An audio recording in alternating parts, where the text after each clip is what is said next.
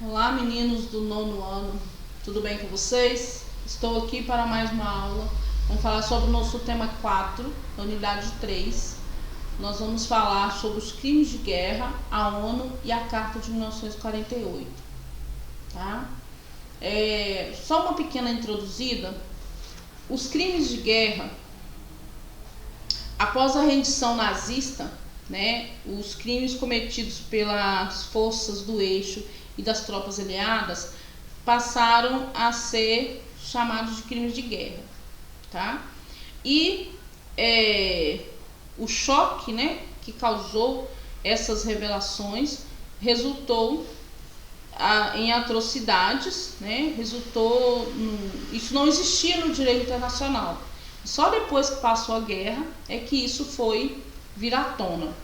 E aí os efeitos colaterais dos conflitos que as pessoas tiveram a partir daí eram coisas que podiam ter sido evitadas. E essas leis, elas se classificam crimes de guerra, se classificaram como crimes de guerra nas convenções de Genebra, que se tornaram, que foram divididas em 3 tipos. Então, o primeiro é os crimes contra a paz, E esses crimes contra a paz, ações de planejamento e execução de uma guerra de agressão ou de violação de tratado, sem razões que a justifiquem.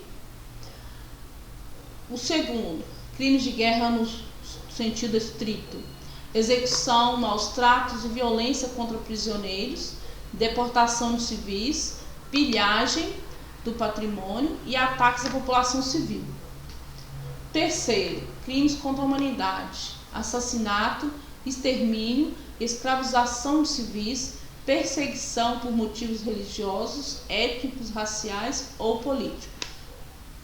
Então esses foram os crimes, a classificação dos crimes de guerra.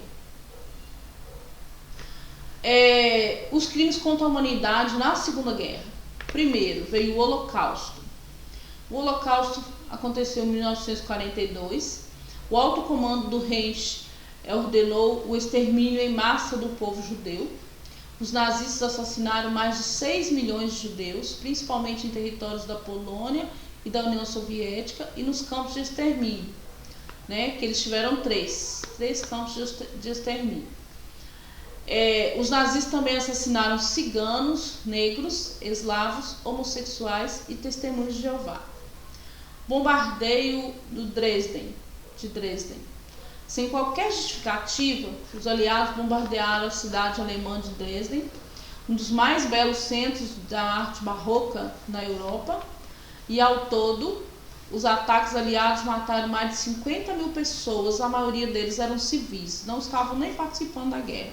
Eram só moradores daquelas cidades. E o bombardeio também de Hiroshima e de Nagasaki foi um outro crime contra a humanidade.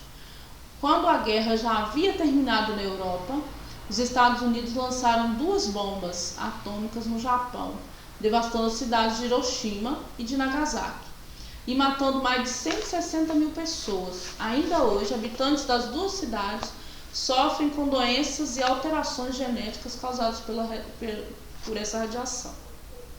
Tá? Então foi um período muito complicado. Aí veio o Tribunal de Nuremberg, e nesse tribunal foi feito a Organização das Nações Unidas e a Carta de 1948. Nós vamos saber o que aconteceu, como que surgiu isso tudo. Então, nesse Tribunal Internacional de Nuremberg, entre novembro de 1945 e outubro de 1946, foram julgados criminosos da Segunda Guerra Mundial, especialmente os do alto escalão do regime nazista.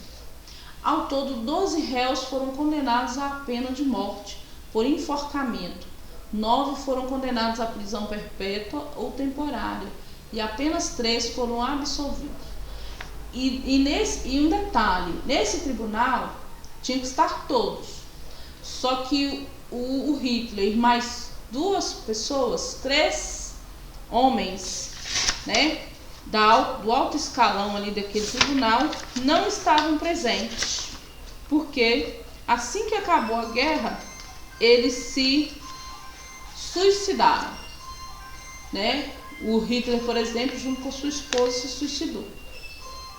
A Organização das Nações Unidas, ONU, em 24 de outubro de 1945, China, Estados Unidos, França, Reino Unido, União Soviética e outros países, incluindo o Brasil, assinaram o documento fundador da organização, que tinha a missão de preservar as gerações futuras da guerra.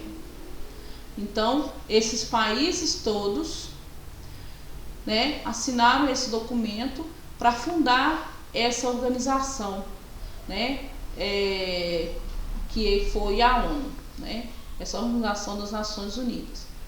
Os princípios estabelecidos pelas Nações Unidas são leis internacionais válidas para todos os países membros, mas as questões internas de cada país estão fora de jurisdição. Então, por exemplo, um determinado país faz parte da ONU, ela tem direito a leis internacionais, os moradores daquele país. Mas se tiver algum problema interno ali dentro, a ONU já não pode entrar. E a Declaração Universal dos Direitos Humanos, aprovada em 10 de dezembro de 1948, a declaração serve de base para a luta contra a opressão, a discriminação, a intolerância e uma vida digna aos seres humanos de todo o mundo. Então, através da Declaração Universal dos Direitos Humanos, as pessoas têm direito a uma vida digna e não ser discriminada, né? E ter tolerância religiosa, né? De tudo quanto há.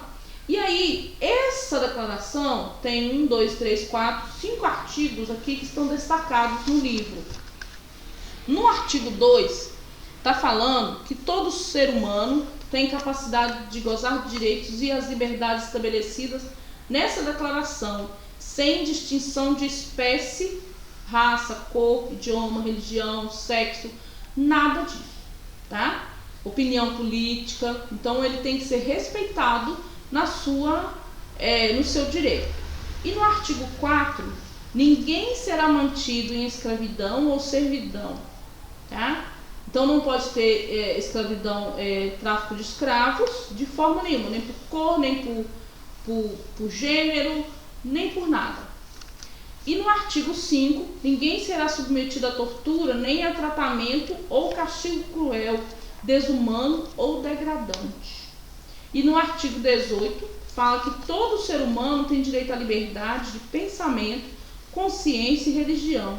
Esse direito inclui a liberdade de mudar de religião ou crença, tá?